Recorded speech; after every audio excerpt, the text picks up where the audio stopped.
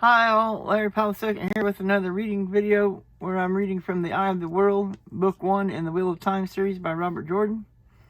And today I'm going to be reading chapter number 33. Chapter 33, The Dark Waits. Under a leaden sky, the high-wheeled cart bumped east along the Camlin Road. Rand pulled himself out of the straw and back to look over the side. It was easier than it had been an hour earlier. His arms felt as if they might stretch instead of drawing him up, and for a minute his head wanted to keep on going and float away, but it was easier. He hooked his elbows over the low slats and watched the land roll past. The sun, still hidden by dull clouds, yet stood high overhead. But the cart was clattering into another village of vine-covered red brick houses. Towns had been getting closer together since Four Kings. Some of the people waved or called a greeting to Hiram Kinch, the farmer whose cart it was. Master Kinch, leather-faced and taciturn, shouted back a few words each time around the pipe in his teeth. The clenched teeth made what he said all but unintelligible, but it sounded jovial and seemed to satisfy. They went back to what they were doing without another glance at the cart. No one appeared to pay any mind to the farmer's two passengers. The village inn moved through Rand's field of vision. It was whitewashed and with a gray slat roof. People bustled in and out, nodding casually and waving to one another. Some of them stopped to speak. They knew one another, villagers mostly, by their clothes, boots and trousers and coats, not much different from what he wore himself, though with an inordinate fondness for colorful stripes. The women wore deep bonnets that hid their faces and white aprons with stripes. Maybe they were all townsmen and local farm folk. Does that make any difference? He dropped back on the straw, watching the village dwindle between his feet. Fenced fields and trimmed hedges lined the road, and small farmhouses with smoke rising from red brick chimneys, and small woods near the road. The only woods near the road were coppices, well tended for firewood, tame as a farmyard. But the branches stood leafless against the sky, as stark as in the wild woods to the west. A line of wagons heading the other way rumbled down the center of the road, crowding the cart over onto the verge. Master Kinch shifted his pipe to the corner of his mouth and spat between his teeth, with one eye on his offside wheel to make sure it did not tangle in the hedge. He kept the cart moving. His mouth tightened as he glanced at the merchant's train. None of the wagon drivers cracking their long whips in the air above 8-horse teams. None of the hard-faced guards slouching in their saddles alongside the wagons looked at the cart. Rand watched them go, his chest tight. His hand was under his cloak, gripping his sword hilt, until the last wagon lurched by. As that final wagon rattled away toward the village they had just left, Matt turned on the seat beside the farmer and leaned back until he found Rand's eyes. The scarf that did duty for Dusk when needed be shaded his own eyes, folded over thickly and tied low around his forehead. Even so, he squinted in the gray daylight. "You see anything back there?" he asked quietly. "What about the wagons?" Rand shook his head, and Matt nodded. He had seen nothing either. Master Kinch glanced at them out of the corner of his eye, then shifted his pipe again and flapped the reins.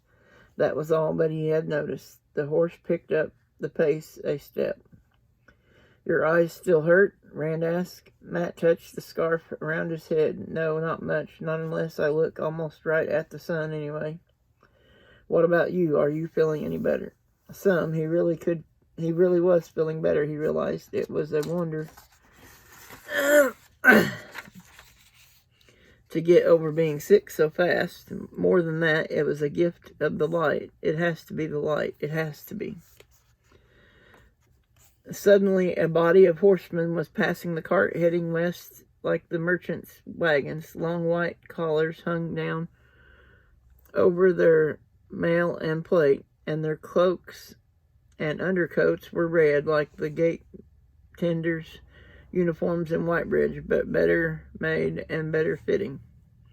Each man's conical helmet shone like silver. They set their horses with straight backs. Thin red streamers fluttered beneath the heads of their lances, every lance held at the same angle.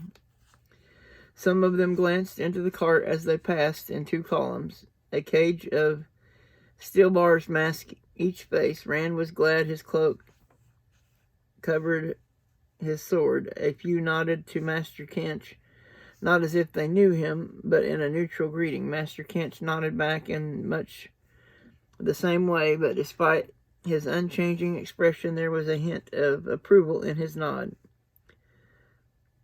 Their horses were at a walk, but with the speed of the cart added, they went by quickly. With a part of his mind, Rand counted them 10, 20, 30, 32. He raised his head to watch the columns move on down the Camlin Road. Who are they? Matt asked, half wondering, half suspicious. Queen's Guards, Master Kent said around his pipe. He kept his eyes on the road ahead. Won't go much further than Breen Spring, less they're called for. Not like the old days. He sucked on his pipe, then added, I suppose these days there's parts of the realm don't see the guards in a year or more, not like the old days. What are they doing? Rand asked. The farmer gave him a look, keeping the Queen's peace and upholding the Queen's law. He nodded to himself as if he liked the sound of that, and added, searching out malefactors and seeing them before a magistrate. Oomph. He let out a long streamer of smoke. You two must be from pretty far off, not to recognize the Queen's Guard. Where are you from?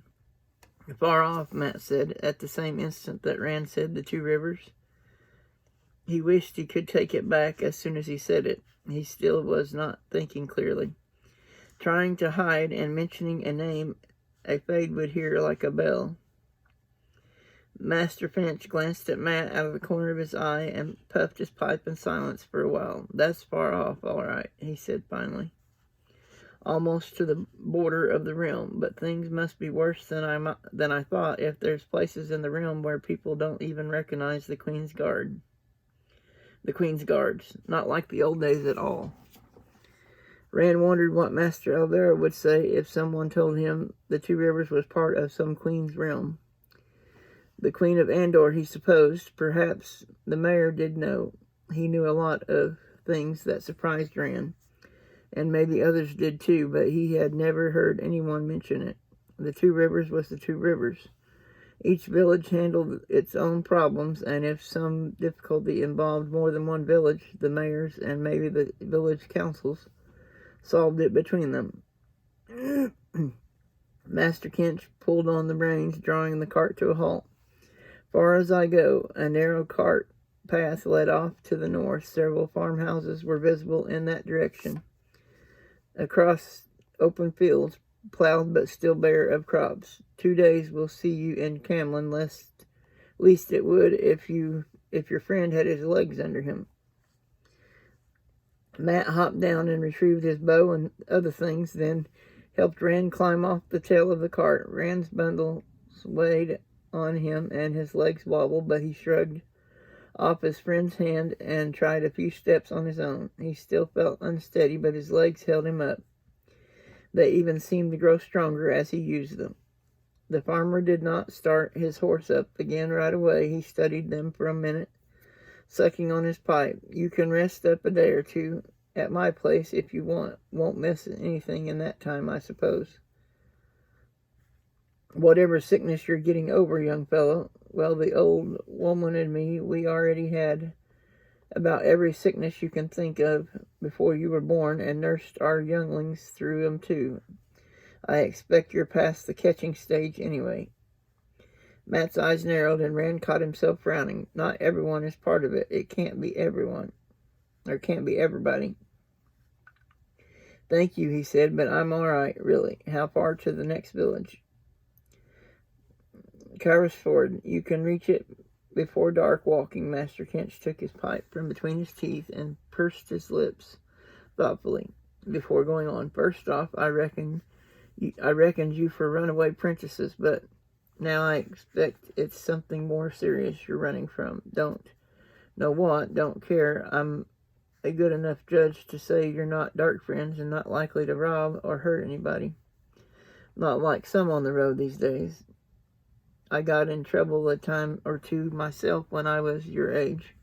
You need a place to keep out of sight a few days. My farm is 5 miles that way. He jerked his head toward the cart track. And don't nobody ever come out there. Whatever's chasing you won't likely find you there. He cleared his throat as if embarrassed by speaking so many words together.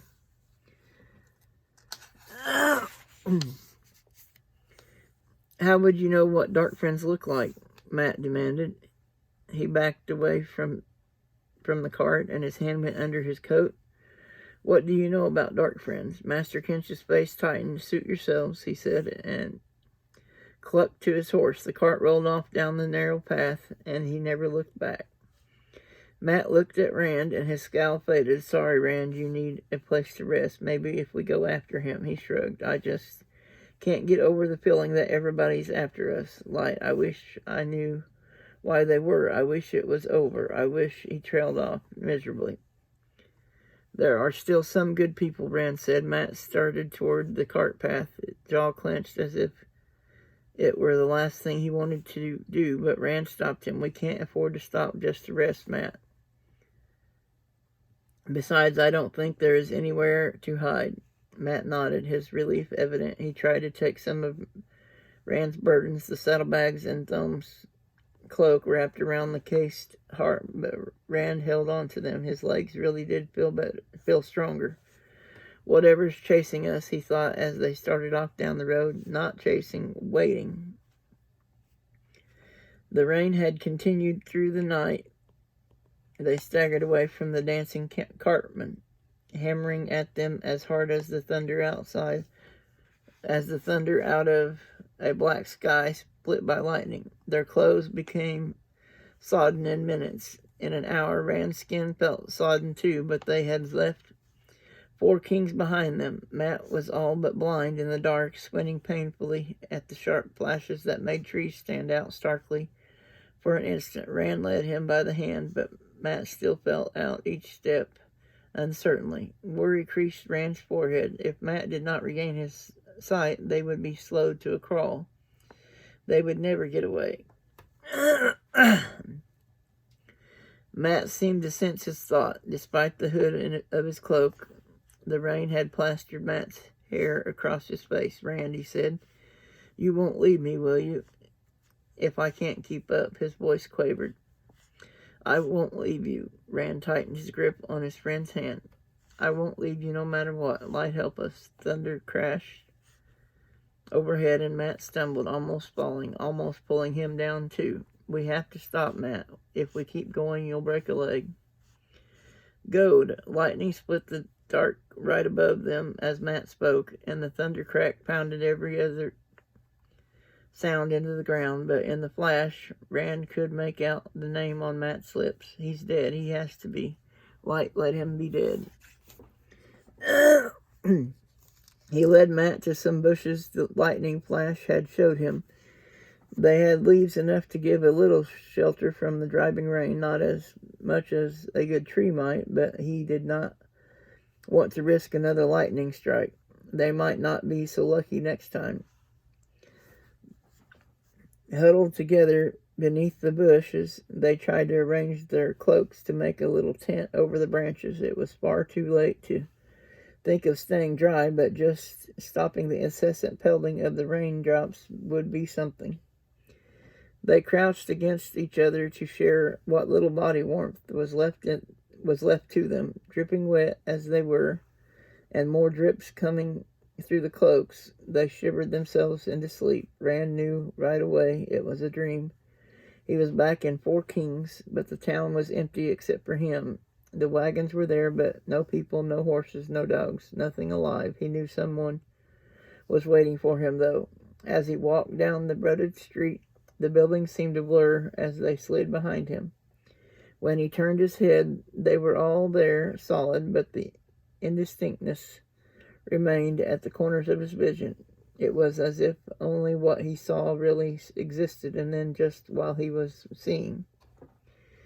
He was sure if he turned quickly enough he would see.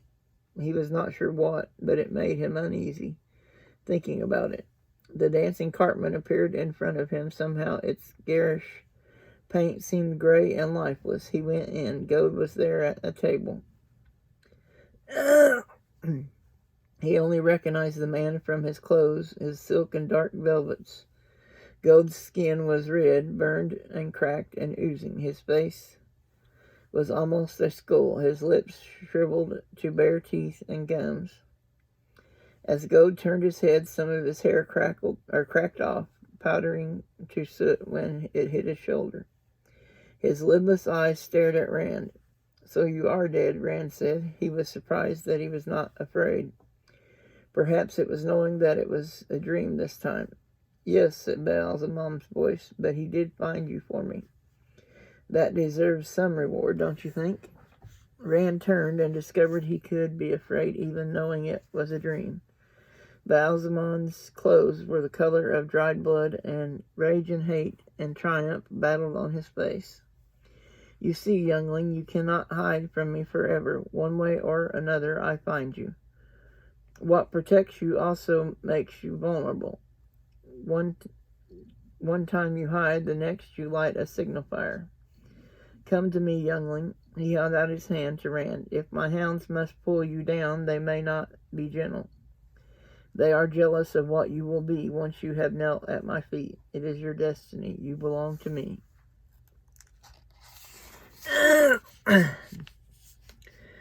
Goad's burned tongue made an angry, eager garble of sound. Rand tried to wet his lips, but he had no spit in his mouth. "No," he managed, and then the words came more easily. "I belong to myself, not you, not ever. Myself. If your dark friends kill me, you'll never have me." The fires in Baalzamam's face heated the room till the air swam. "Alive or dead, youngling, you are mine. The grave belongs to me. Easier dead, but better alive. Better for you, youngling. The living have more power in most things." Goad made a gabbling sound again. "Yes, my good hound, here is your reward." Rand looked at Goad just in time to see the man's body crumble to dust. For an instant, the burned face held a look of sublime joy that turned to horror in the final moment, as if he had seen something waiting he did not expect. Goad's empty velvet garments settled on the chair and the floor among the ash.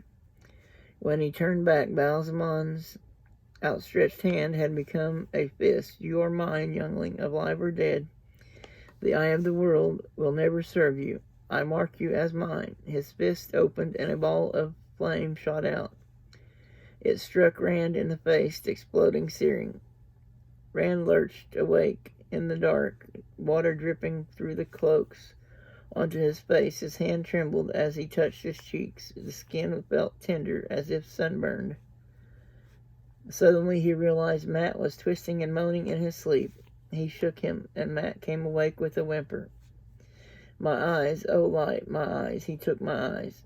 Rand held him close, cradling him against his chest as if he were a baby. "You're all right, Matt. You're all right.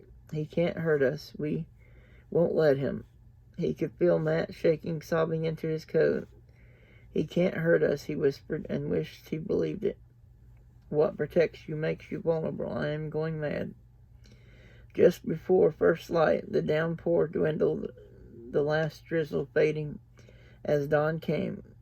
The clouds remained threatening until well into the morning.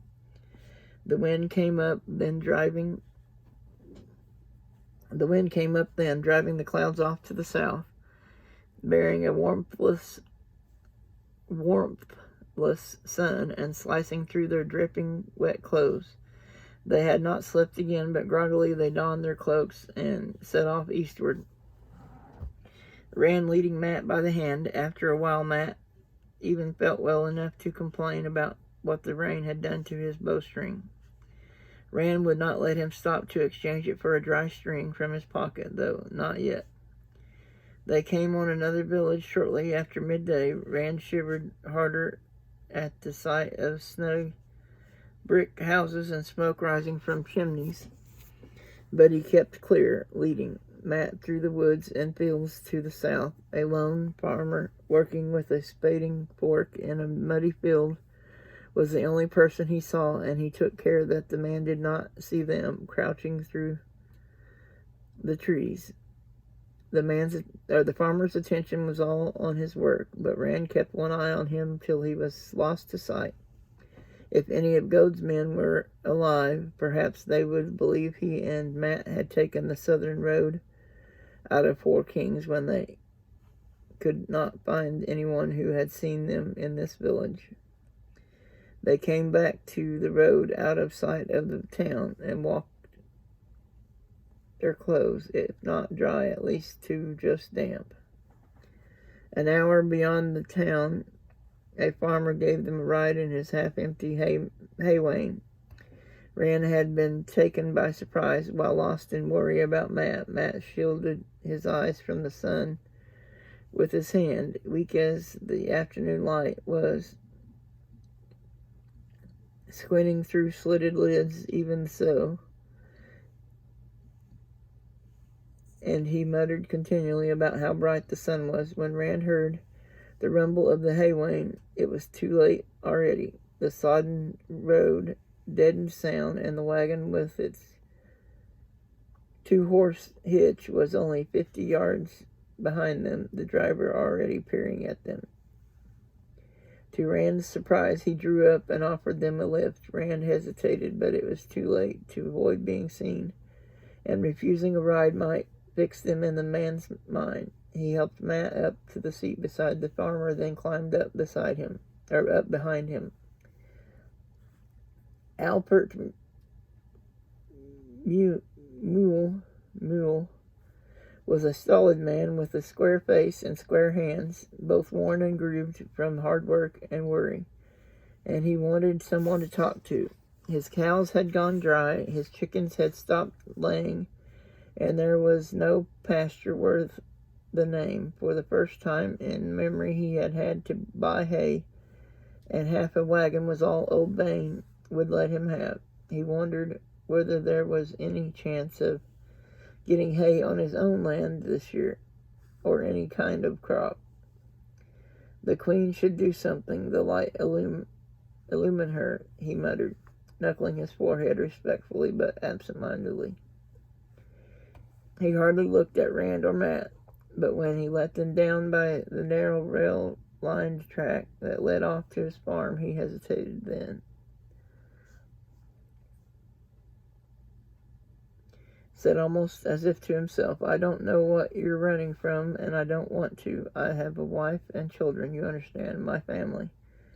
It's hard times for helping strangers." Matt tried to stick his hand under his coat, but Rand had his wrist, and he held on. He stood in the road looking at the man without speaking.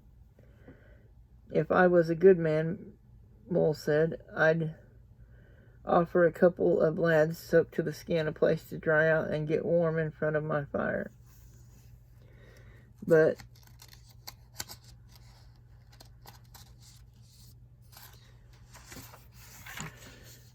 it's hard times and strangers. I don't know what you're running from, and I don't want to. You understand, my family." Suddenly he pulled 2 long woolen scarves, dark and thick, out of his coat pocket. "It's not much, but here, belong to my boys. They have others. You don't know me, understand. It's hard times. We never even saw you," Rand agreed as he took the scarves. "You are a good man, the best we've met in days." The farmer looked surprised, then grateful. Gathering his reins, he turned his horse down the narrow lane. Before he completed the turn, Rand was leading Matt on down the Camlin Road. The wind stiffened as dusk closed in. Matt began to ask querulous when they were going to stop, but Rand kept moving, pulling Matt behind him, searching for more shelter than a spot under a hedge. With their clothes still clammy and the wind getting colder by the minute, he was not sure they could survive another night in the open. Night fell without him spotting anything useful. The wind grew icy, beating his cloak. Then through the darkness ahead he saw lights, a village. His hand slid into his pocket, filling the coins there, more than enough for a meal and a room for the two of them. A room out of the cold night.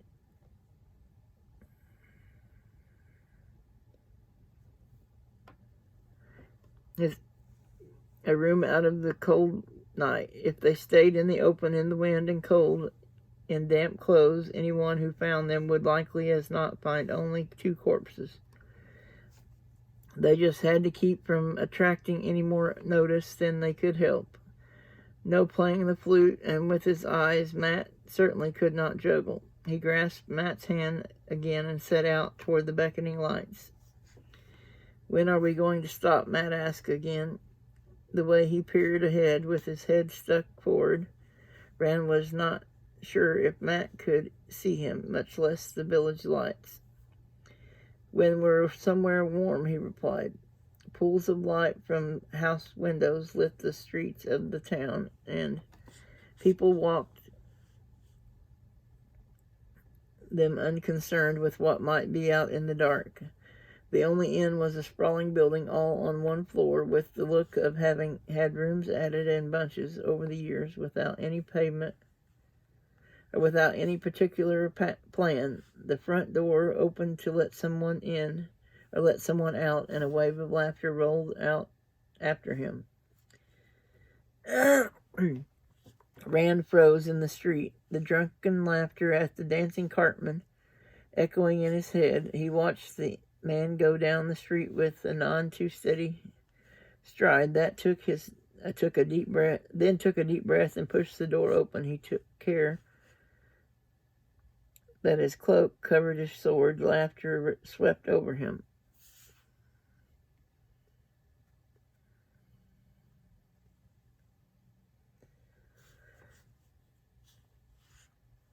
He watched the man go down the street with none too steady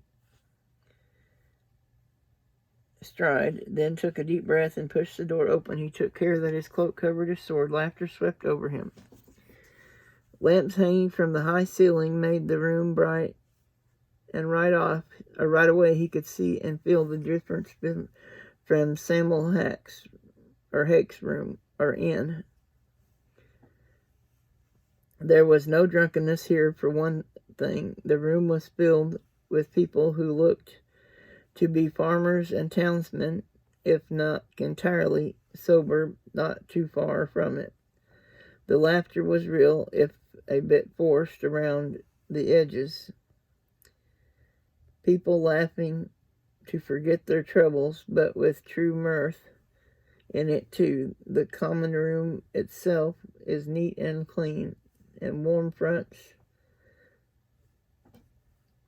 a fire roaring in a big fireplace at the far end. The serving maid's smiles were as warm as the fire, and when they laughed, Rand could tell it was because they wanted to. The innkeeper was as clean as his inn, with a gleaming white apron around his bulk. Rand was glad to see he was a stout man. He doubted if he would ever again trust a skinny man.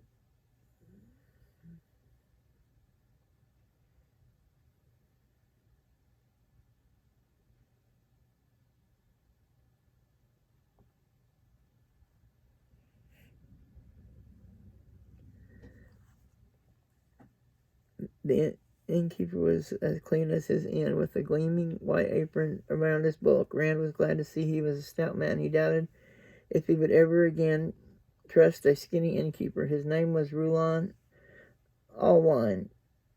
A good omen, Rand thought, with so much of the sound of Edmund spilled to it, and he eyed them up and down, then politely mentioned paying in advance.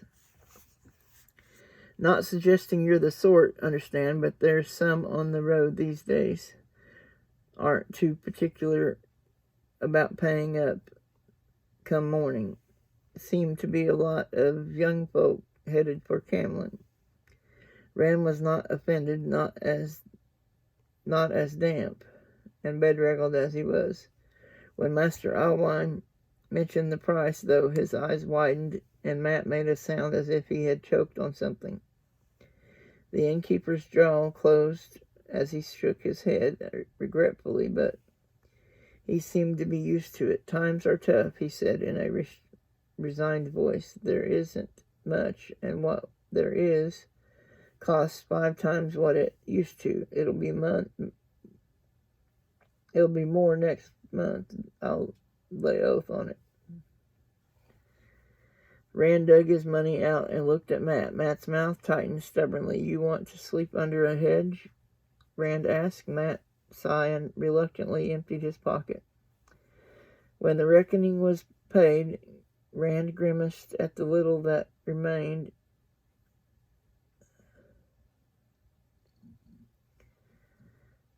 To divide with Matt. But 10 minutes later, they were eating stew at a table in a corner near the fireplace, pushing it onto their spoons with chunks of bread. The portions were not as large as Rand could have wished, but they were hot and filling. Warmth from the hearth seeped into him slowly. He pretended to keep his eyes on his plate, but he watched the door intently. Those who came in or went out all looked like farmers, but it was not enough to quiet his fear. Matt ate slowly, savoring each bite, though he muttered about the light from the lamps. After a time, he dug out the scarf Alpert Mule had given him and wound it around his forehead, pulling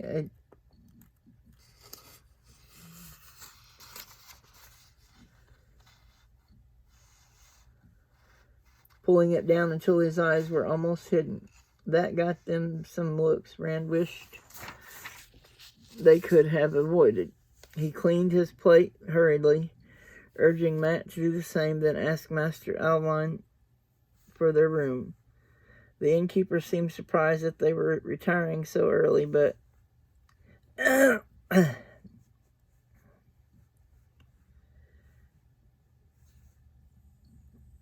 he made no comment. He got a candle and showed them through a jumble of corridors to a small room with 2 narrow beds back in a far corner of the inn. When he left, Rand dropped his bundles beside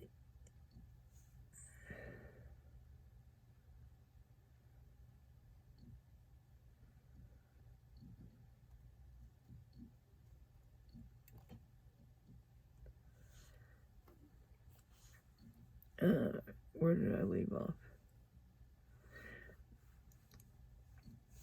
Oh yeah, he got a candle and showed them through a jumble of corridors to a small room with 2 narrow beds back in a far corner of the inn.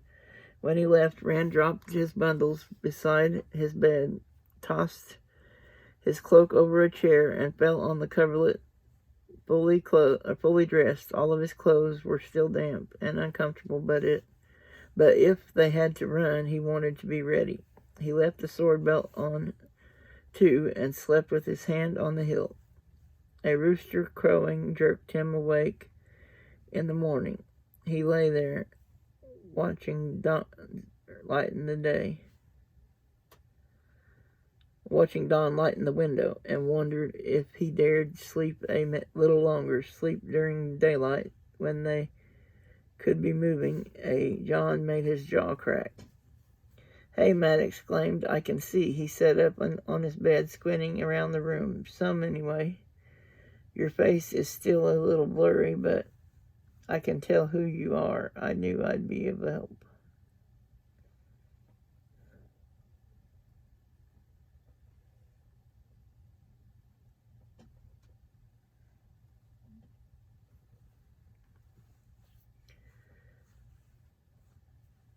"Some, anyway. Your face is still a little blurry, but I can tell who you are. I knew I'd be all right. By tonight, I'll see better than you do again."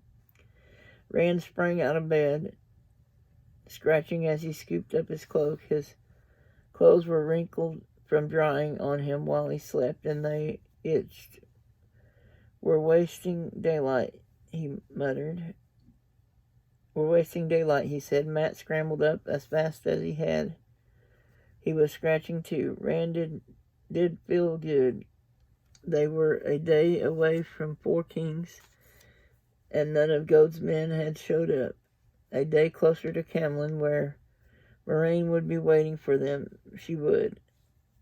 No more worrying about dark friends once they were back.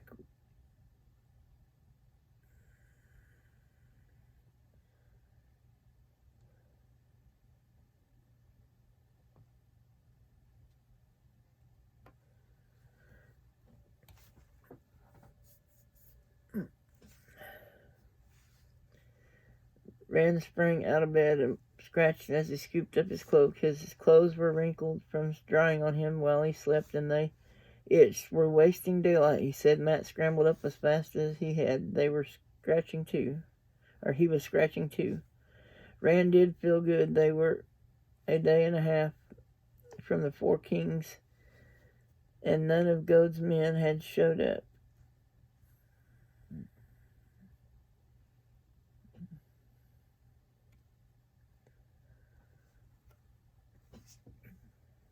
Rand did feel good. They were a day away from Four Kings, and none of Goad's men had showed up. A day closer to Camlin, where Moraine would be waiting for them. She would. No more worrying about dark friends once they were back with the Aes Sedai and the Warder. It was strange to be looking forward to so much to being with an Aes Sedai light. "When I see Moraine again, I'll kiss her."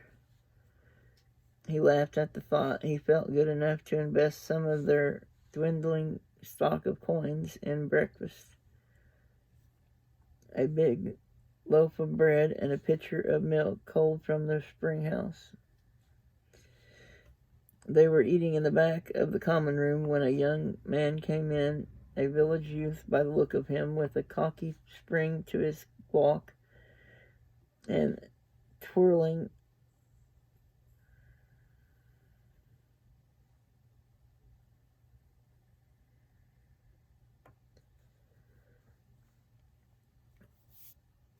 They were eating in the back of the common room when a young man came in, a village youth by the look of him, with a cocky spring to his walk and twirling a cloth cap with a feather in it on one finger. The only other person in the room was an old man sleeping out. He never looked up from his broom. The young man's eyes swept jauntily around the room, but when they lit on Rand and Matt, the cap fell off his finger. He stared at them for a full minute before snatching the cap from the floor.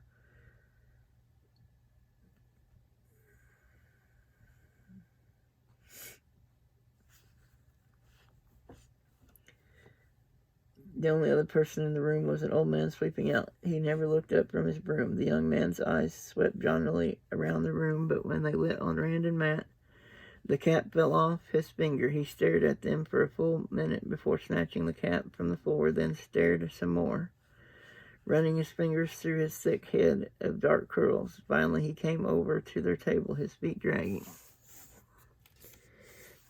He was older than Rand, but he stood looking down at them diffidently. "Mind if I sit down?" he asked, and immediately swallowed hard, as if he might have said the wrong thing.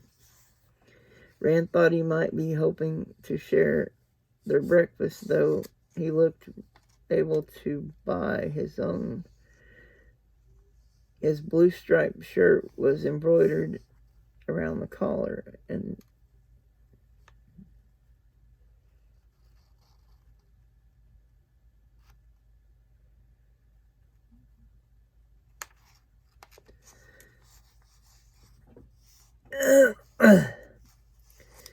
immediately swallowed hard as if he might have said the wrong thing. Rand thought he might be hoping to share their breakfast, though he looked able to buy his own. His blue striped shirt was embroidered around the collar, and his dark blue cloak all around the hem.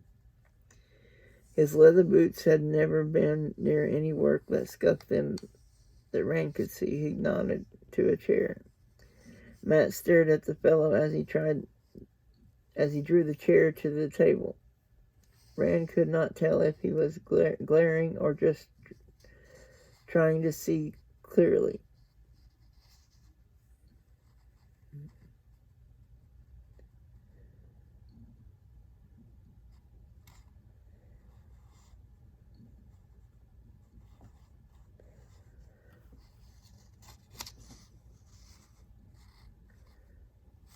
Dark blue cloak all around the hem. His leather boots had never been near any work that scuffed them that Rand could see. He nodded to a chair. Matt stared at the fellow as he drew the chair to the table.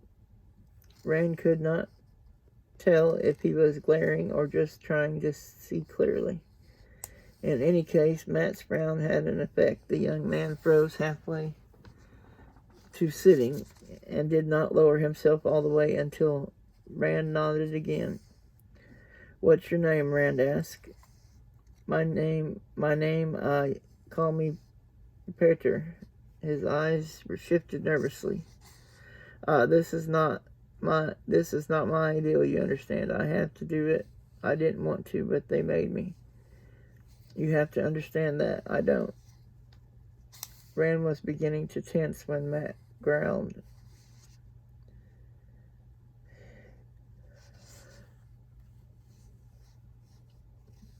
Rand was beginning to tense when Matt growled, "Dark friend." Peter gave a jerk and half lifted out of his chair, staring wildly around the room as if there were 50 people to overhear. The old man's head was still bent over the broom, his attempts on the road. Peter sat back down and looked from Rand to Matt and back uncertainly. Sweat beaded on his upper lip. It was accusation enough to make anyone sweat, but he said not a word against it. Rand shook his head slowly. After Goad, he knew that dark friends did not necessarily have the dragon's fang on their foreheads, but except for his clothes, this Peter could have fit right in Edmund's field. Nothing about him hinted at murder and worse. Nobody would have remarked him twice. At least God's had been different. Or at least Goad had been different. "Leave us alone," Rand said, "and tell your friends to leave us alone. We want nothing from them, and they'll get nothing from us." "If you don't," Matt added fiercely, "I'll name you for what you are. See what your village friends think of that." Rand hoped he did not easily attract.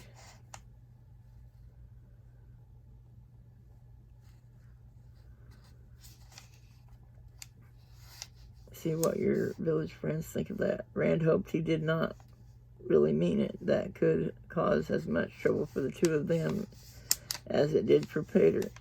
Peter seemed to take the threat seriously. His face grew pale. I heard what happened at Four Kings, some of it anyway. Word travels. We have ways of hearing things. But there's nobody here to trap you. I'm alone, and I just want to talk." "About what?" Matt asked at the same time that Rand shrugged. "We're not interested." They looked at each other and Matt shrugged. "We're not interested," he said. Rand gulped the last of the milk and stuffed the heel of his half of the bread into his pocket. With their money almost gone, it might be their next meal. How to leave the inn. If Peter discovered that Matt was almost blind, he would tell others. other dark friends. Once Rand had seen a wolf separate a crippled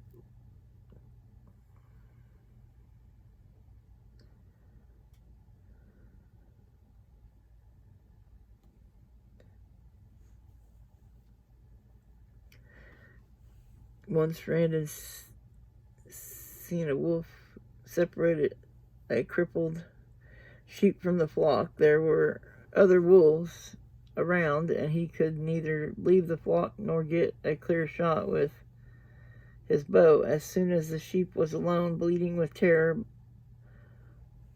hobbling frantically on 3 legs, the one wolf chasing it became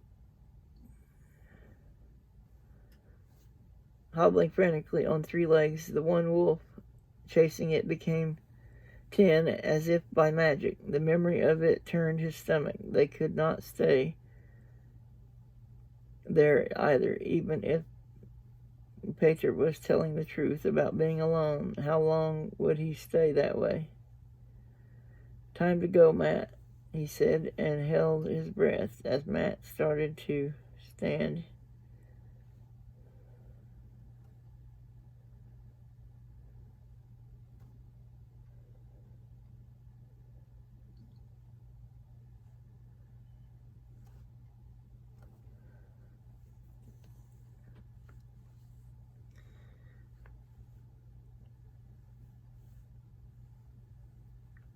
Wolf chasing it the one wolf chasing it became 10, as if by magic. The memory of it turned his stomach. They could not stay there either, even if Peter was telling the truth about being alone. How long would he stay that way? Time to go, Matt, he said, and held his breath as Matt started to stand. He pulled Peter's eyes to himself by leaning forward and saying, "Leave us alone, dark friend. I won't tell you again. Leave us alone."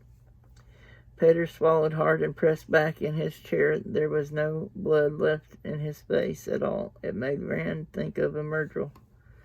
By the time he looked back at Matt was on his feet, his awkwardness unseen. Rand hastily hung his own saddlebags and other bundles around him, trying to keep his cloak over the sword as he did. Maybe Peter already knew about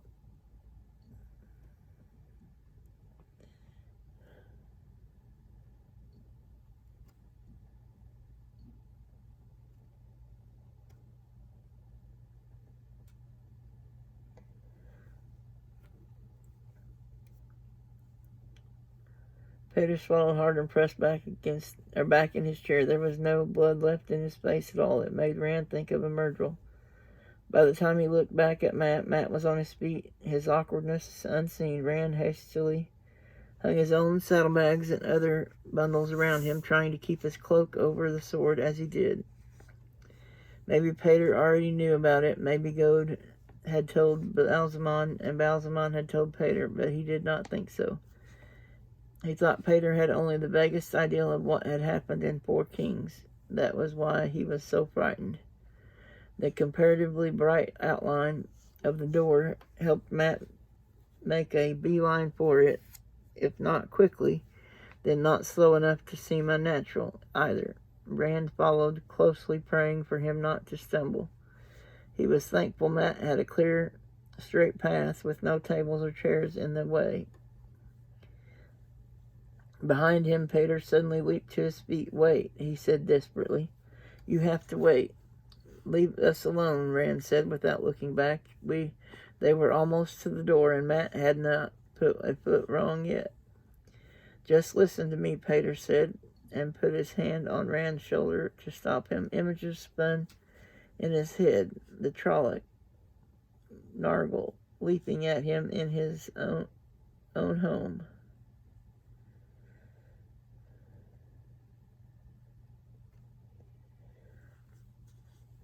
Images spun in his head. The Trolloc, Narg, leaping at him in his own home. The Murdrel threatening at the Stag and Lion in Berlone. Half-men everywhere. Fades chasing them to Shadar Logoth. Coming for them in Whitebridge. Dark friends everywhere. He whirled, his hand balled up. I said, "Leave us alone." His fist took Peter flush on the nose.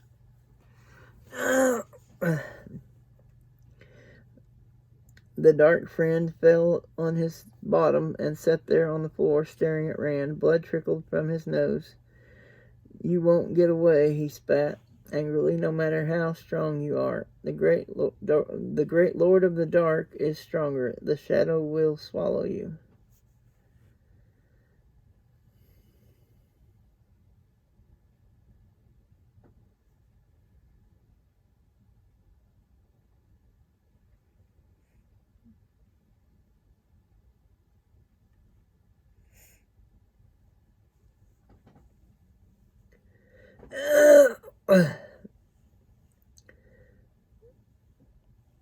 "No matter how strong you are, the great Lord of the Dark is stronger. The shadow will swallow you." There was a gasp from further into the common room and the clatter of a broom handle hitting the floor. The old man with the broom had finally heard. He stood staring wide-eyed at Pater. The blood drained from his wrinkled face and his mouth worked, but no sound came out. Pater stared back for an instant, then gave a wild curse and sprang to his feet, darting out of the inn and down the street as if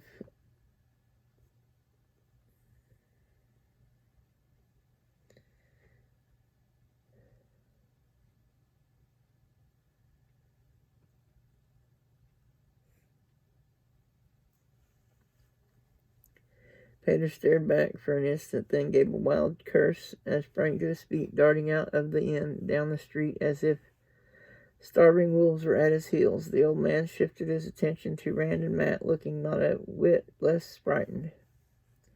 Rand hustled Matt out of the inn and out of the village as fast as he could, listening all the while for a hue and cry that never came, but was no less loud in his ears for that. "Blood and ashes," Matt growled. "They're always there, always right on our heels. We'll never get away." "No, they're not." "No, they're not," Rand said. "If Balsamon knew we were here, do you think he'd have left it to that fellow? There'd have been another goad and 20 or 30 bully boys. They're still hunting, but they won't know until Pater tells them, and maybe he really is alone. He might have to go all the way to the Four Kings for all that we listen to."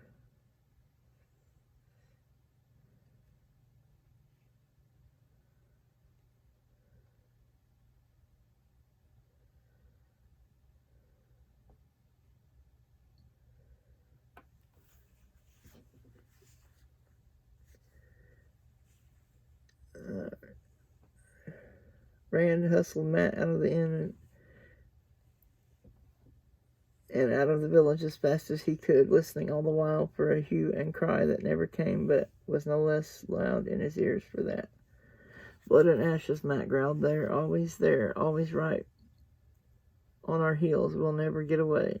"No, they're not," Rand said. "If Balsamon knew we were here, do you think he'd have left it to that fellow? There had been another goad and 20 or 30 bully boys.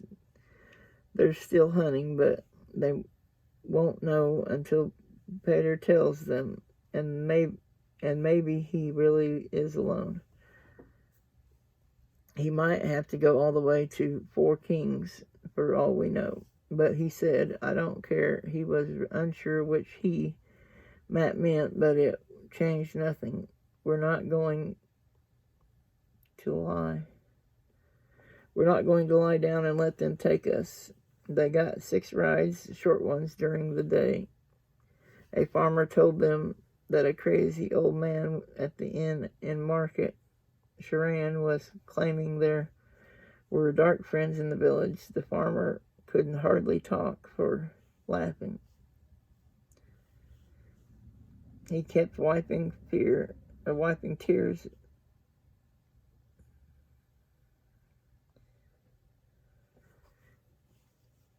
He kept wiping tears off his cheeks. Dark friends in Market Sharan. It was the best story he had heard since Ackley Farron got drunk and spent the night on the inn roof.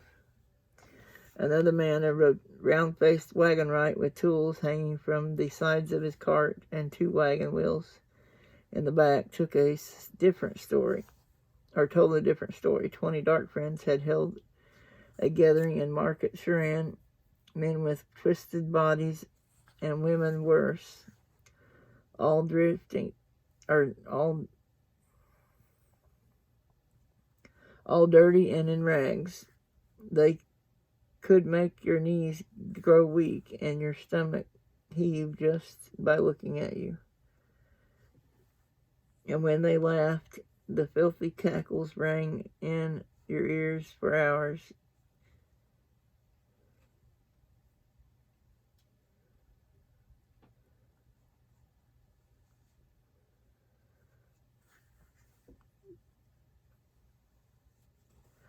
All right. Filthy cackles. And when they laughed, the filthy cackles rang in your ears for hours, and your head felt as if it were splitting open. He had seen them himself, just at a distance, far enough off to be safe. If the Queen would not do something, then somebody ought to ask the children of the light for help. Somebody should do something.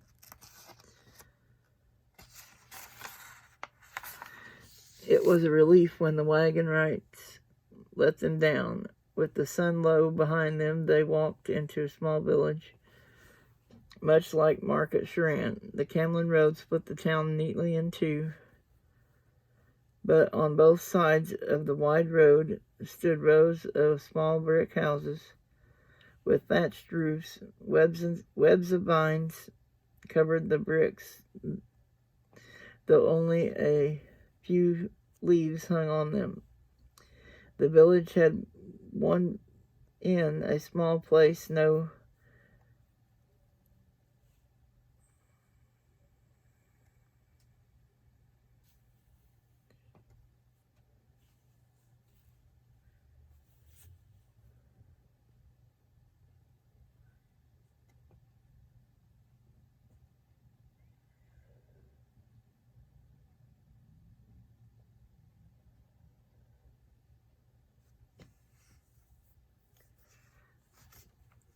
Alright.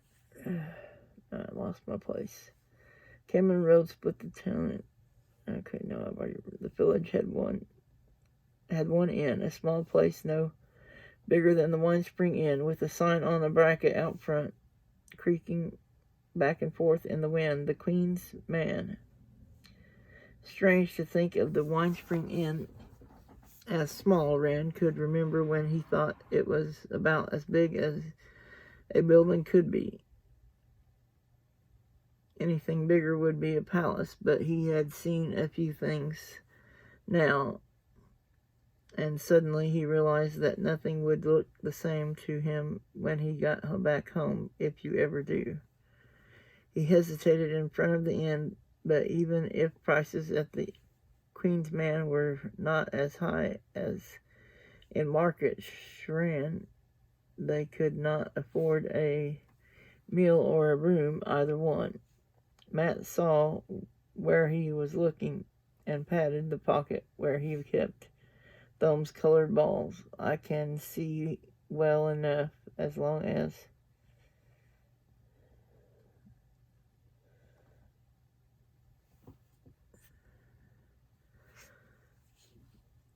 he hesitated in front of the inn, but even if prices at the Queen's Man were not as high as in Market Sharan, they could not afford a meal or a room, either one. Matt saw what he was looking at, where he was looking, and patted the pocket where he kept Thumb's colored balls. I can see well enough as long as I don't try to get too fancy. His eyes had been getting better, though he still wore a scarf around his forehead.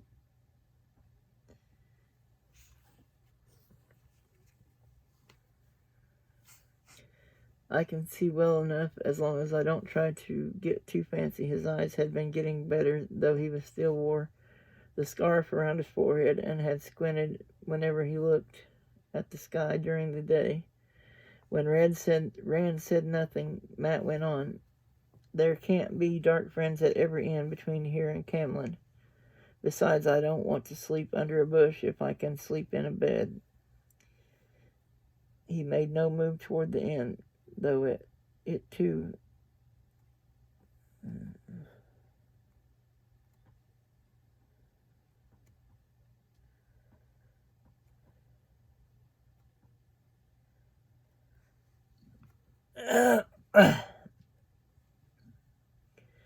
There can't be dark friends at every inn between here and Camlin.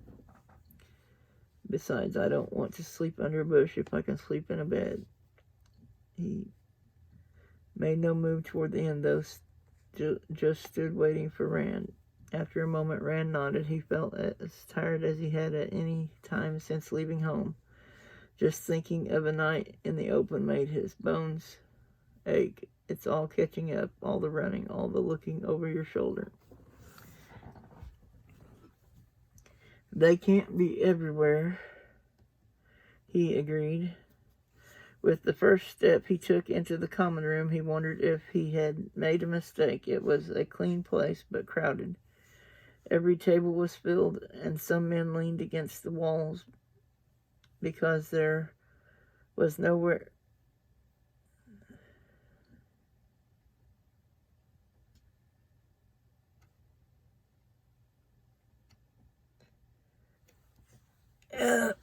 They can't be everywhere, he agreed. With the first step he took into the common room, he wondered if he had made a mistake. It was a clean place, but crowded. Every table was filled, and some men leaned against the walls because there was nowhere for them to sit. From the way the serving maids scurried between the tables with harried looks, and the landlords too, it was a larger crowd than they were used to. Too many for this small village. It was easy to pick out the people who did not belong to anywhere.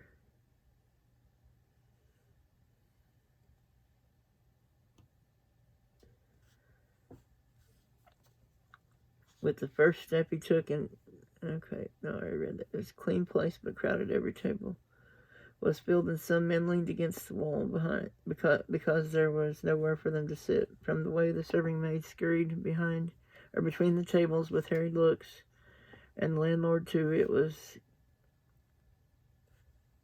easy to pick out the people who did not belong there. They were dressed no different from the village, but they kept their eyes on their food and drink. The locals watched the strangers as much as anything else. A drone of conversation hung in the air, even enough that the innkeeper took them into the kitchen when Rand made him understand that they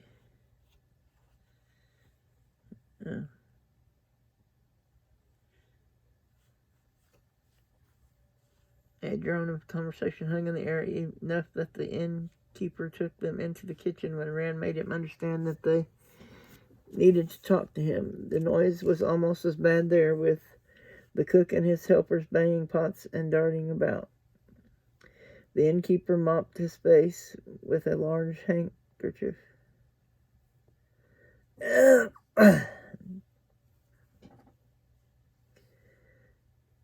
I suppose you're on your way to Camelin to see the false dragon, like every other fool in the realm. Well, it's 6 to a room and 2 or 3 to a bed, and if that doesn't suit, I suggest you.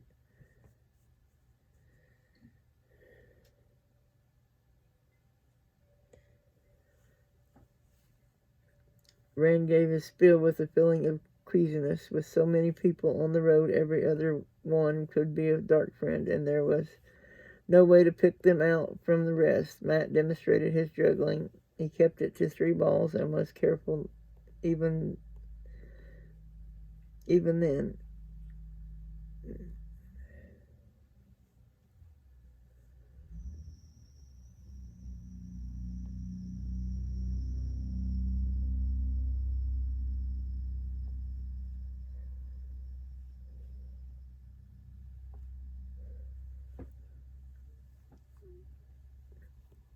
and were careful even then, and Rand took out Thumb's flute after only a dozen notes of the old black bear. The innkeeper nodded impatiently. "You'll do. I need something to take those idiots' minds off of low game. There's been three fights already over whether or not he's really the dragon. Stow your things in the corner where you'll go clear a space for you. Stow your things in the corner, and I'll go clear a space for you. If there's any room to fools, the world's full of fools who don't know."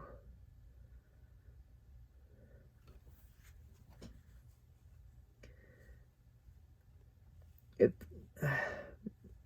there's been, I need something to take off this. There's been 3 fights already over whether or not he's really the dragon. Stow your things in the corner, and I'll go clear a space for you if there's any room to. Fools, the world's full of fools who don't know enough to stay where they belong. That's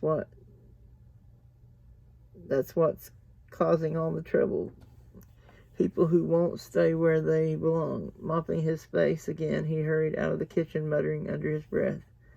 The cook and his helpers ignored Rand and Matt. Matt kept adjusting the scarf around his head, pushing it up, then blinking at this light and tugging it back down again.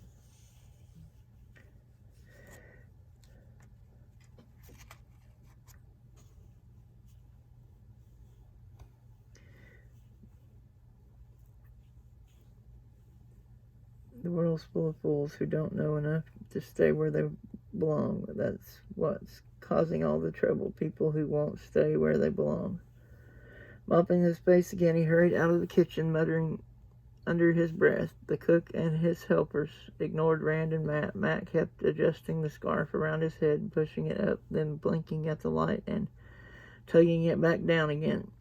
Rand wondered if he could see well enough to do anything more complicated than juggle 3 balls. As for himself, the queasiness in his stomach grew thicker. He dropped on a low stool, holding his head in his hands. The kitchen felt cold. He shivered.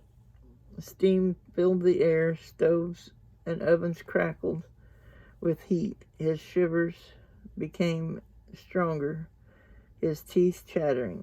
He wrapped his arms around himself, but it did no good. His bones felt as if they were freezing. Dimly, he was aware of Matt asking him something, shaking his head.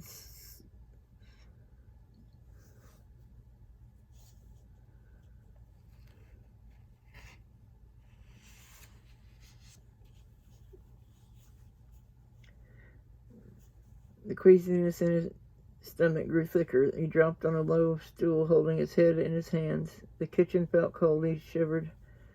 Steam filled the air. Stoves and ovens crackled with heat. His shivers became stronger, his teeth chattering.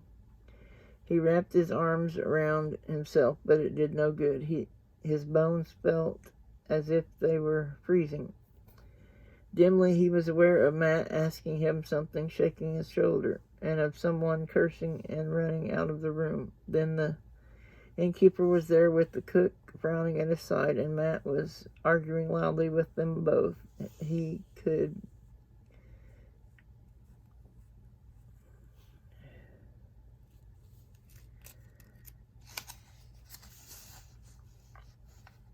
With the cook frowning at his side, and Matt was arguing loudly with them both. He could not make out any of what they said. The words were a buzz in his ears, and he could not seem to think at all. Suddenly, Matt took his arm, pulling him to his feet. All of their things, saddlebags, blanket rolls, Thumb's bundled cloak, and instruments cases, hung from Matt's shoulders with his bow.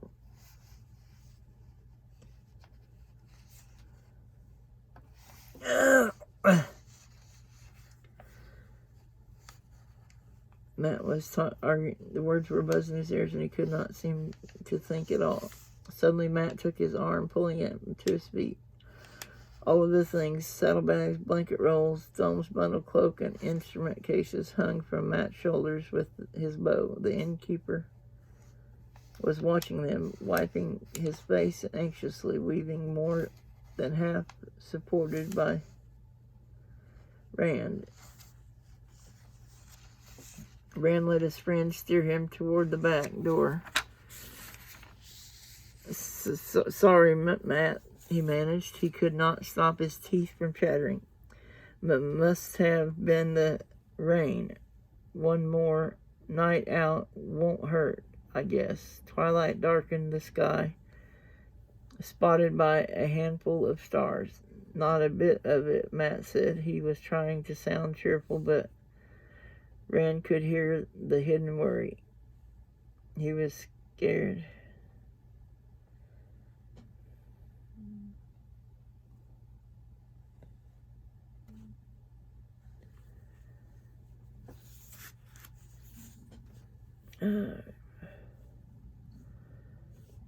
I guess twilight darkened the sky, spotted by a handful of stars. Not a bit of it, Matt said. He was trying to sound cheerful, but Rand could hear the hidden worry. He was scared the other folk would find out there was somebody sick in his inn. He told them if he kicked us out, I'd take you into the common room. They'd empty half his rooms in 10 minutes. For all his talk about fools, he doesn't want that.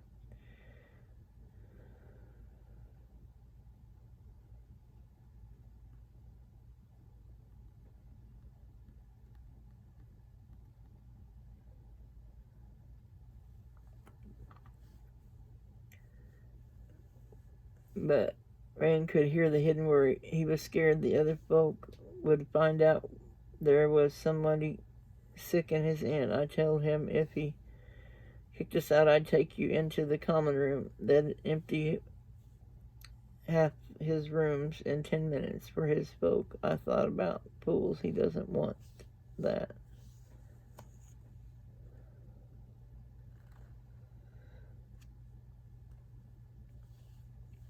For all his talk about fools, he doesn't want that. Then where? Here, Matt said, pulling open the stable door with a loud creak of hinges. It was darker inside than out, and the air smelled of hay.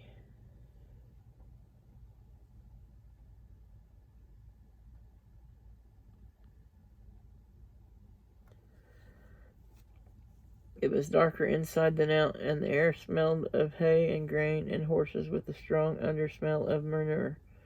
When Matt lowered him to the straw-covered floor, he folded over with his chest on his knees, still hugging himself and shaking from head to toe. All of his strength seemed to go for the shaking. He heard Matt stumble and curse again.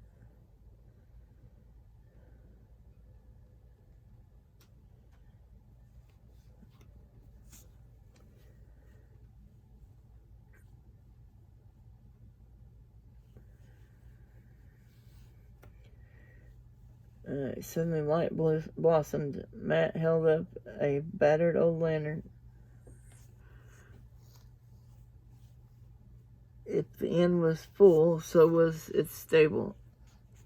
Every stall had a horse, some raising their heads and blinking at the light. Matt eyed the ladder to the hayloft, then looked at Rand, crouched on the floor, and shook his head. Never get you up there. Or never get you up here.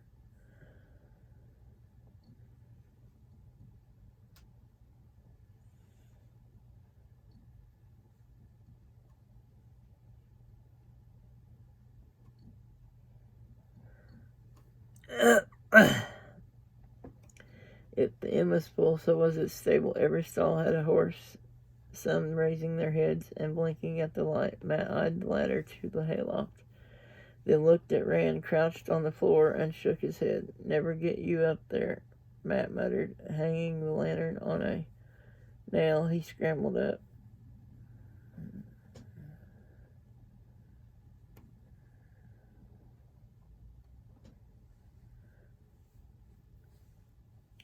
Never get you up there, Matt muttered, hanging the lantern on a nail. He scrambled up the ladder and began tossing down armloads of hay. Hurriedly climbing back down, he made a bed at the back of the stable and got Randy onto it. Almost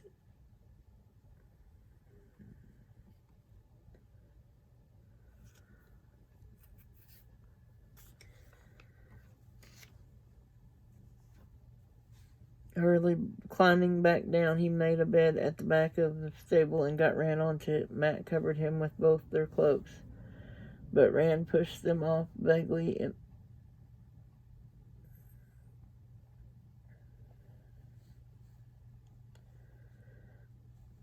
hot, he murmured vaguely. He knew that he had been cold only a moment before, but now he felt hot as in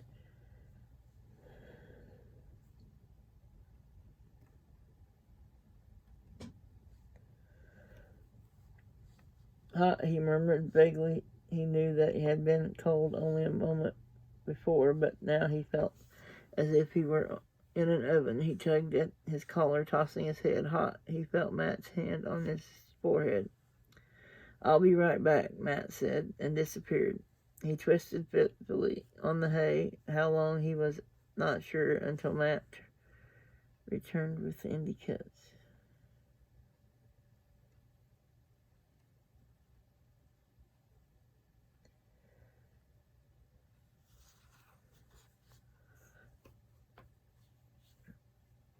Hot, he felt Matt's hand on his forehead. I'll be right back, Matt said, and disappeared.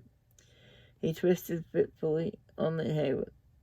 How long, a pitcher he was in the bag.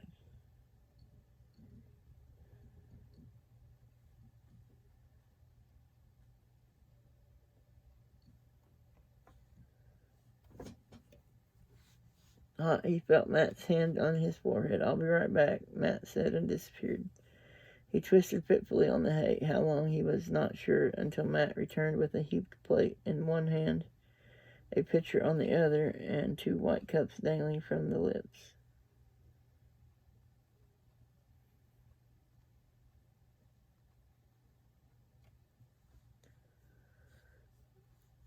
He twisted fitfully on the hay. How long, he was not sure, until Matt returned with a heaped plate in one hand, a pitcher in the other, and 2 white cups dangling from fingers by their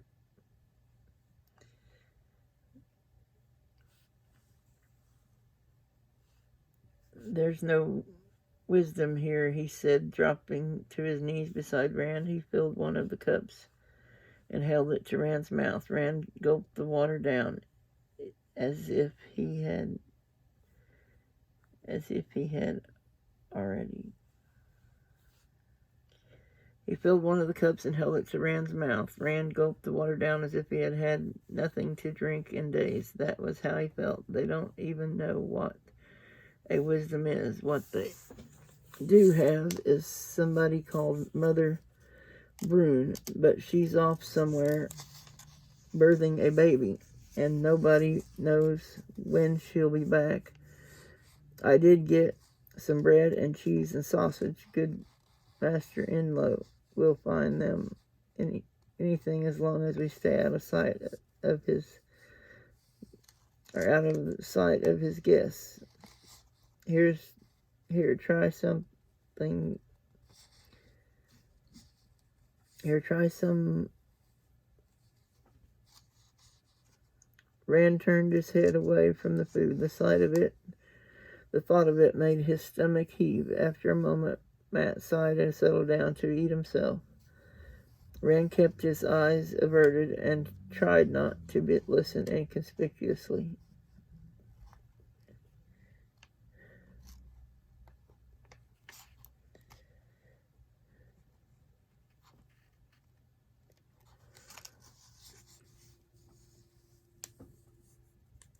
I did get some bread and cheese and sausage. Good Master Inlow will give us anything as long as we stay out of sight of his guests. Here, try some. Rand turned his head away from the food. The thought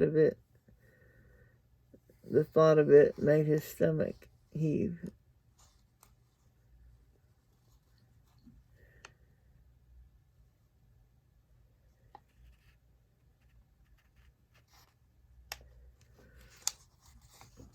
Rand turned his head away from the food. The thought of it made his stomach heave. After a minute, Matt sighed and settled down to eat himself. Rand kept his eyes averted and tried not to listen.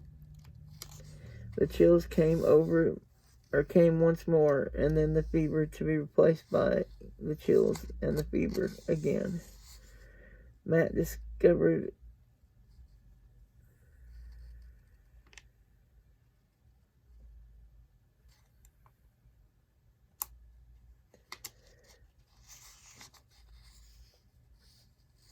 Rand kept his eyes averted and tried not to listen. The chills came once more, and then the fever, to be replaced by the chills and the fever again.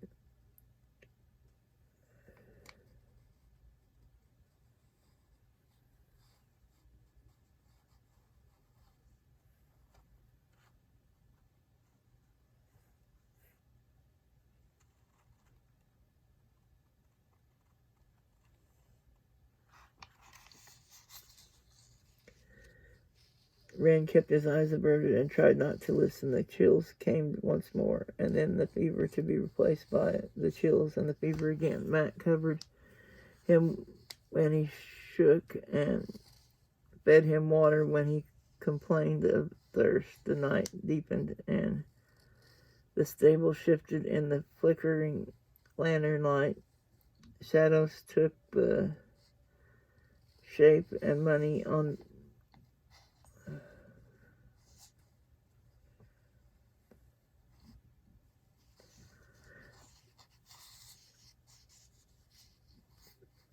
and the chills came once more, and then the fever, to be replaced by chills and then fever again. Matt covered him when he shook and fed him some water when he complained of thirst. The night deepened, and the stable shifted in the flickering lantern light. Shadows took shape and moved on their own. Then he saw Baalzamon striding down the stable, eyes burning, a myrtle at either side, with faces hidden in the depths of their black cowls. Fingers scrabbling for his sword hilt, he tried to get to his feet.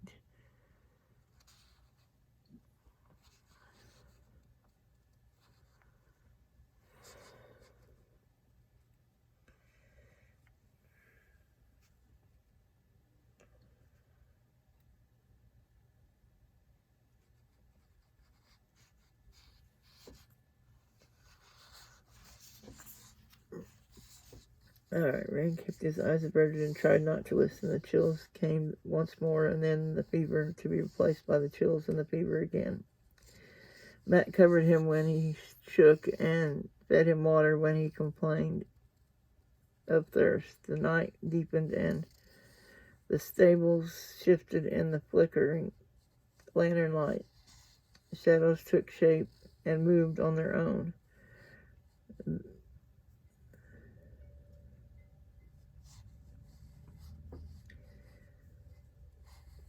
Then he saw Baalzamon striding down the stables, eyes blazing, a myrtle at either side, with faces hidden in the depths of their black cowls. Fingers scrabbled their hiding.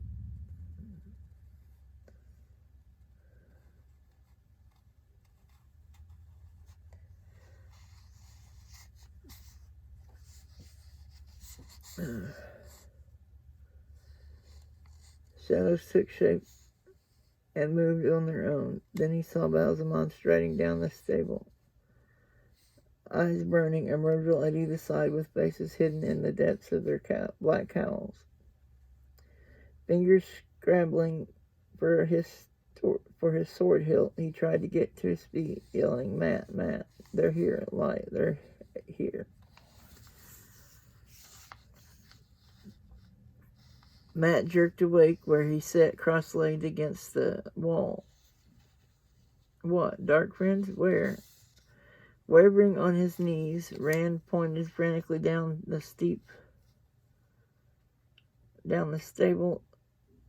steepled, and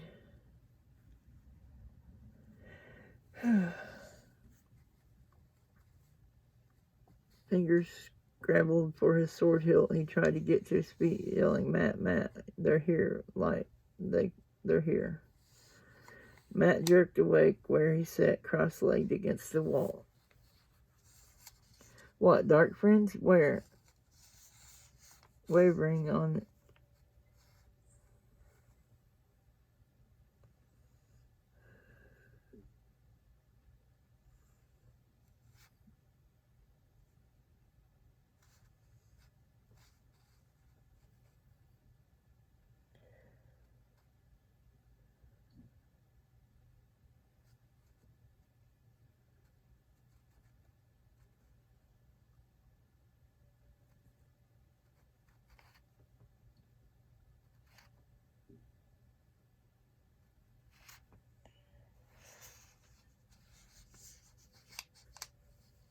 Then he saw Bowsma striding down the stable, eyes burning, emerge on either side of its faces hidden in the depths of their black cowls.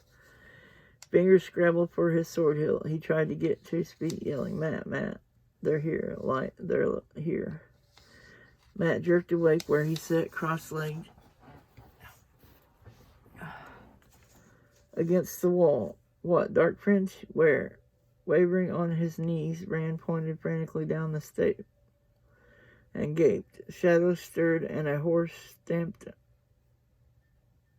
in its sleep. Nothing more. He fell back on the straw. "There's nobody but us," Matt said.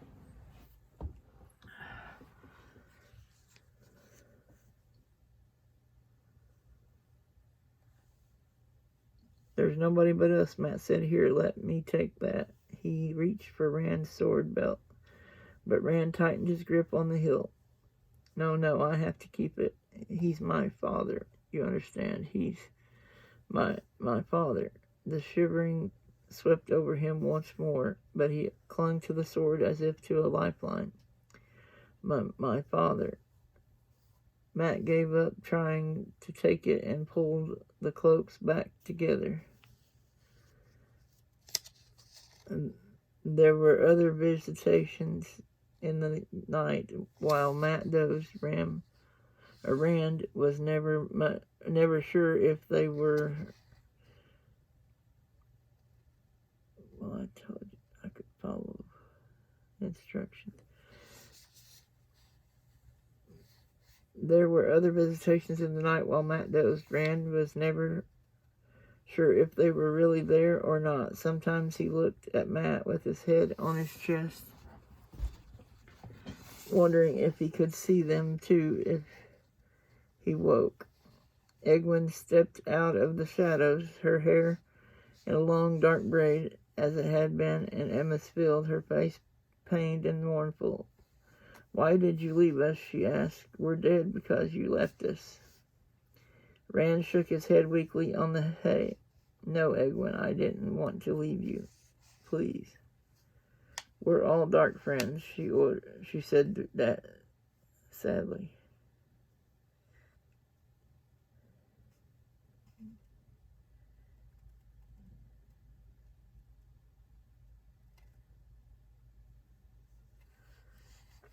Egwene stepped out of the shadows, her hair in a long dark braid, as it had been in Emma's field, her face pained and mournful. "Why did you leave us?" she asked. "We're dead because you left us."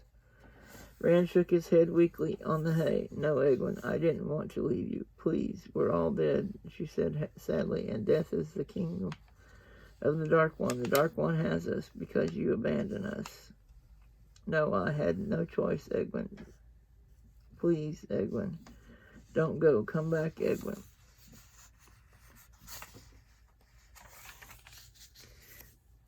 But she turned into the shadows and was shadow. Moraine's expression was serene, but her face was bloodless and pale.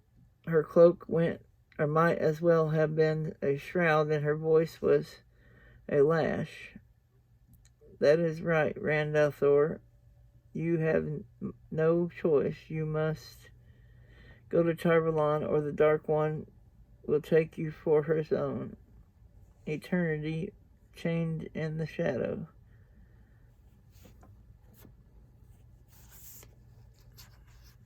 Only Aes Sedai can save you now. Only Aes Sedai. Thumb grinned at him sardonically. The gleeman's clothes hung in charred rags that made him see the flashes of light as Tom wrestled with them.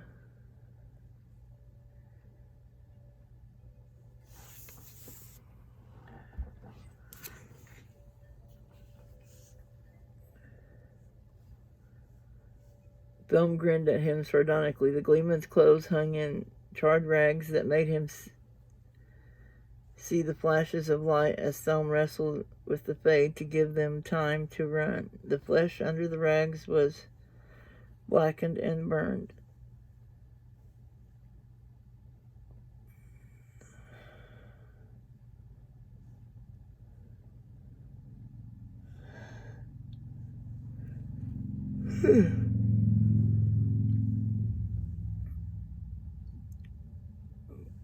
Flesh as wrestled with the Fade to give them time to run. The flesh under the rags was blackened and burned. Trust Aes Sedai, boy, and you'll want you.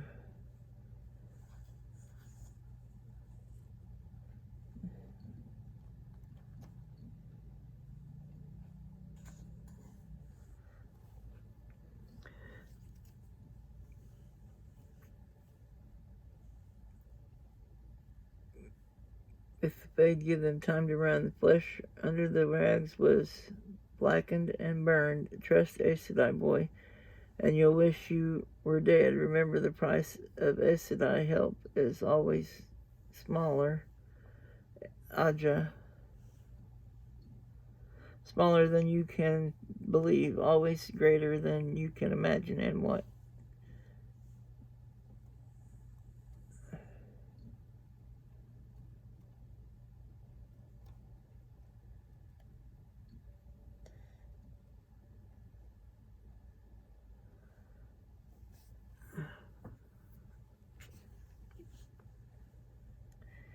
Remember, the price of Aes Sedai help is always smaller than you can believe, always greater than you can imagine, and what?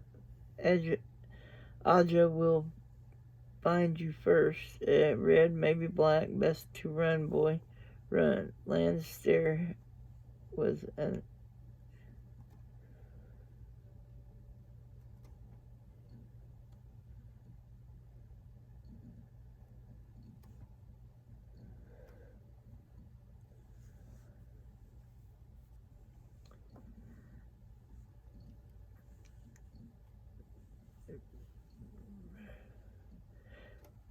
Remember, the price of Aes Sedai help is always smaller than you can believe, always greater than you can imagine. And what?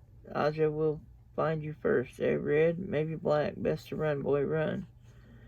Land's stare was as hard as granite, and blood covered his face. Strange to see a heron-marked blade in the hands of a sheepherder. Are you worthy of it? You had better be. You're alone now, nothing to hold to behind you, and nothing before, and anyone.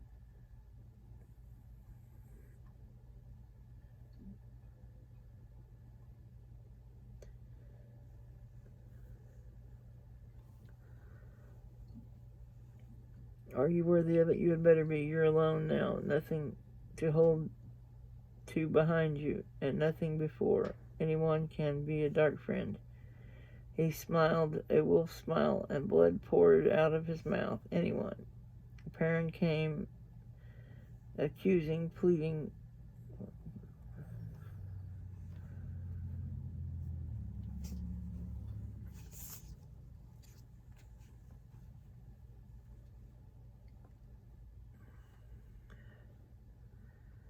Mistress Alvera weeping for her daughter, and Bael Doman cursing him for bringing Fades down on his vessel, and Master Fitch wringing his hands over the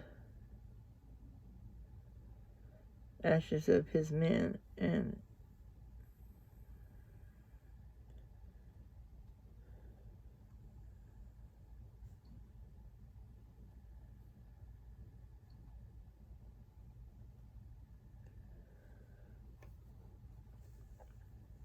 Perrin came, accusing, pleading for help, Mistress Elvale weeping for her daughter, and Bail Doman cursing him for bringing Paige down on his vessel, and Master Fitch wringing his hands over the ashes of his inn, and men screaming in Atrolloch's clutches, people he knew, people he had only met. But the worst was Tam. Tam stood over him, frowning and shaking his head, and said not a word. "You have to tell me," Rand begged him. "Who am I? Tell me, please, who am I? Who am I?" he shouted. "Easy, Rand." For a moment he thought it was Tam answering, but then he saw that Tam was gone. Matt bent over him, holding a cup of water to his lips. "Just rest easy. You're Rand al'Thor, that's who you are. With the ugliest face and the thickest head in the two rivers. Hey, you're sweating. The fever's broke."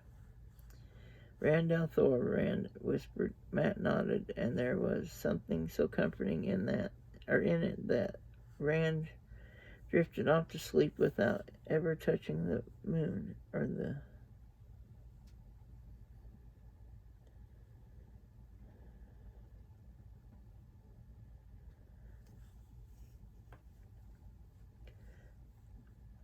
just Rand al'Thor,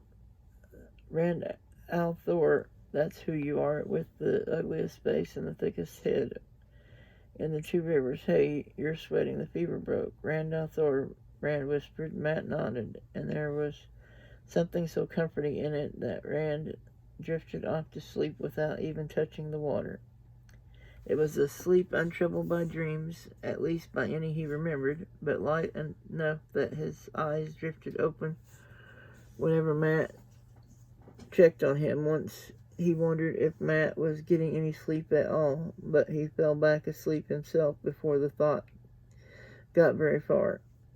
The squeal of the door hinges roused him fully, but for a moment he lay where he had fallen.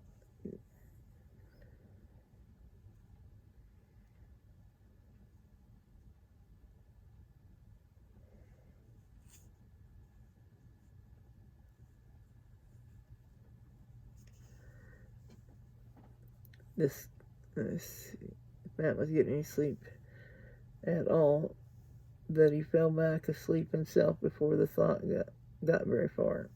The squeal of the door hinges roused him fully, but for a moment he only lay there in the hay, wishing he was still asleep. Asleep he would not be aware of his body. His muscles ached like wrung out rags, and had about as much strength. Weakly he tried to raise his head. He made it on the second try. Matt sat in his accustomed place against the wall within arm's reach of his chest.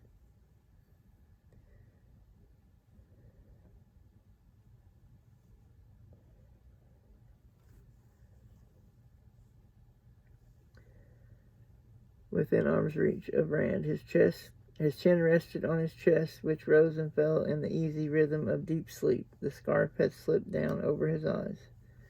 Rand looked toward the door.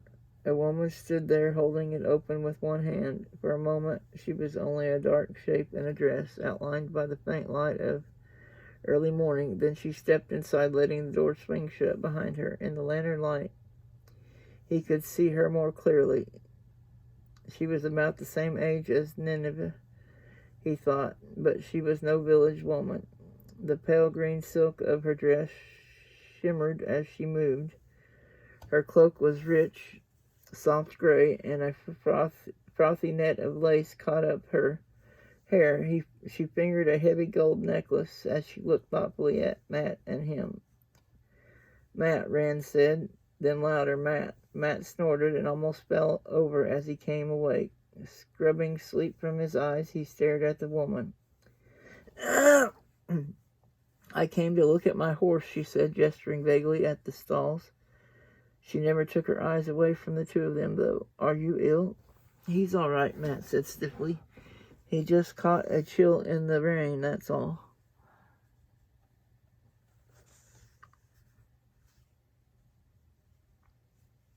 "Perhaps I should look at him," she said. "I have some knowledge." Rand wondered if she were Aes Sedai even more than her clothes, her self-assured manner, the way she held her head, as if on the point of giving a command, did not belong here. And if she was Aes Sedai, of what Aja? I'm fine now, he told her. Really, there's no need. But she came down the length of the stable, holding her skirt up and placing her gray slippers gingerly. With a grimace for the straw, she knelt beside him and felt his forehead. No fever, she said, studying him with a frown. She was pretty in a sharp-featured fashion, but there was no warmth in her face. It was not cold either. It just seemed to lack any feeling whatsoever. You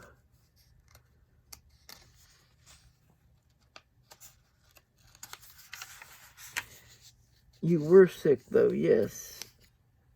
You were sick, though, yes, and still weak as a day-old kitten, I think.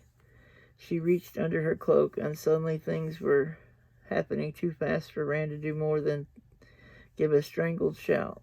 Her hand flashed from under her cloak. Something glinted as she lunged across Rand toward Matt. Matt toppled sideways in a flurry of motion, and there was a solid thunk of metal driven into wood. It all took just an instant, and then everything was still. Matt lay half on his back, one hand gripping her wrist just above the dagger she had driven into the wall where his chest had been. His other hand holding the blade from Shadar Logoth to her throat. Moving nothing but her eyes, she tried to look down at the dagger Matt held. Eyes widening, she drew a ragged breath and tried to pull back from it. But he kept the edge against her skin. After that, she was as still as a stone. Licking his lips, Rand stared at the tableau above him. Even if he had not been so weak, he did not believe he could have moved. Then his eyes fell on her dagger, and his mouth went dry. The wood around the blade was blackening. Thin tendrils of smoke rose from the char. Matt, her dagger. Matt flicked a glance at the dagger, then back to the woman, but she had not moved. She was licking her lips, nervously, roughly. Matt pried her hand off the hilt and gave her a push. She toppled back, sprawling away from them and catching herself with her hands behind her, still watching the blade in his hand. Don't move, he said. I'll use this if you move. Believe me, I will. She nodded slowly. Her eyes never left Matt's dagger. Watch her, Rand. Rand was not sure what he was supposed to do if she tried anything. Shout, maybe. He could not run after her if she tried to flee, but she sat there without twitching while Matt yanked her dagger free of the wall. The black spot stopped growing, though a faint wisp of smoke still trailed up from it.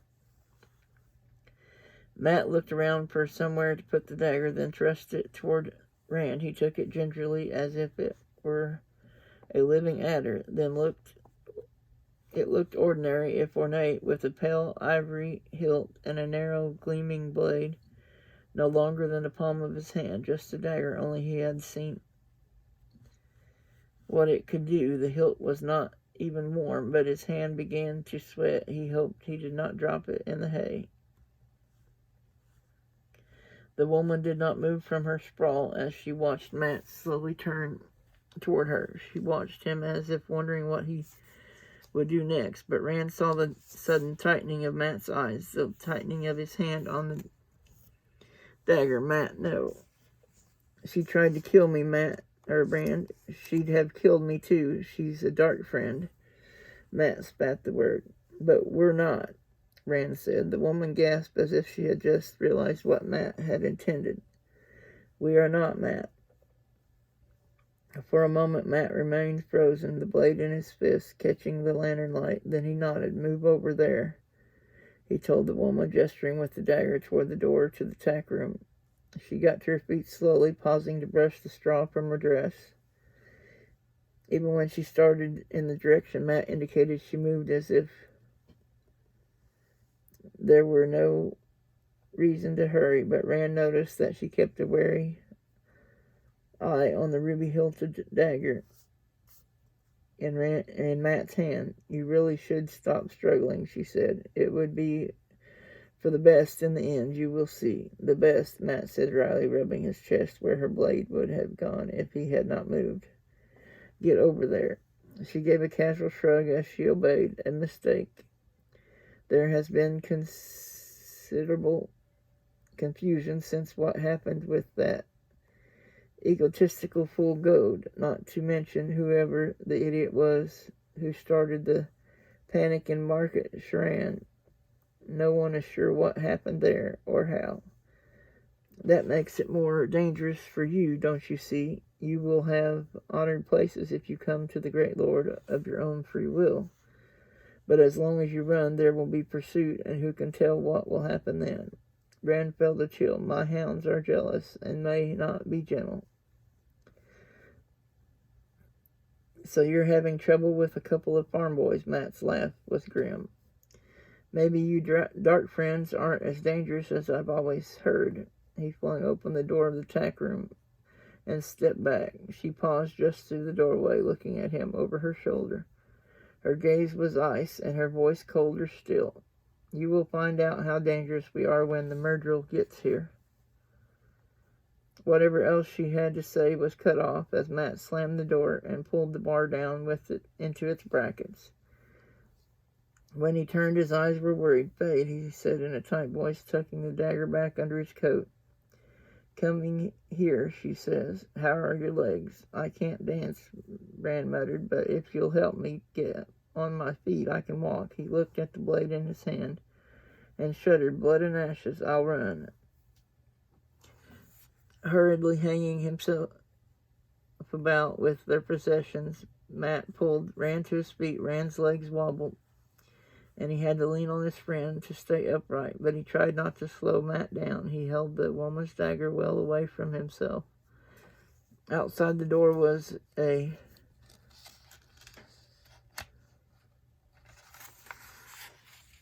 bucket of water. He tossed the dagger into it as they passed. The blade entered the water with a hiss. Steam rose from the surface. Grimacing, he tried to take faster steps. With light come, there were plenty of people in the streets, even so early. They were about their own business, though, and no one had any attention to spare for two young men walking out of the village.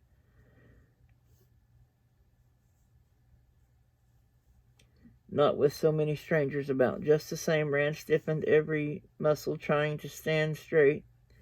With every step, he wondered if any of the folk hurrying by were dark friends, or any of them waiting for the woman with the dagger, for the Fade. A mile outside the village, his strength gave out. 1 minute he was panting along, hanging on Matt. The next, they were both on the ground. Matt tugged him over to the side of the road. We have to keep going, Matt said. He scrubbed his hand through his hair, then tugged the scarf down over his eyes. Sooner or later, somebody will let her out, and they'll be after us again. I know, Rand panted. I know. Give me a hand. Matt pulled him up again, but he wavered there, knowing it was no good. The first time he tried to take a step, he would be flat on his face again. Holding him upright, Matt waited impatiently for a horse cart approaching from the village to pass them. Matt gave a grunt of surprise when the cart slowed to a stop before them. A leather-faced man looked down from the driver's seat. Something wrong with him? The man asked around his pipe. He's just tired, Matt said. Rand could see that was not going to do, not leaning on Matt the way he was. He let go of Matt and took a step away from him. His legs quivered, but he willed himself to stand erect. I haven't slept in 2 days, he said. Ate something that made me sick. I'm better now, but I haven't slept. The man blew a streamer of smoke from the corner of his mouth. Going to Camelin, are you? Was your age. I expect I might be off to see this false dragon myself. Yes, Matt nodded. That's right. We're going to see the false dragon. We'll climb on up, then. Your friend in the back. If he's sick again, best it's on the straw, not up here. Name's Hyam Kinch. And that is the end of chapter number 33. And if you haven't already, I recommend that you watch the Wheel of Time series on Amazon Prime. And I want to thank everyone for watching. Please like and subscribe if you haven't already. And I will put my contact information in the description down below in case anybody wants to contact me or send me something. As always, everyone have a wonderful day and be safe. Bye-bye.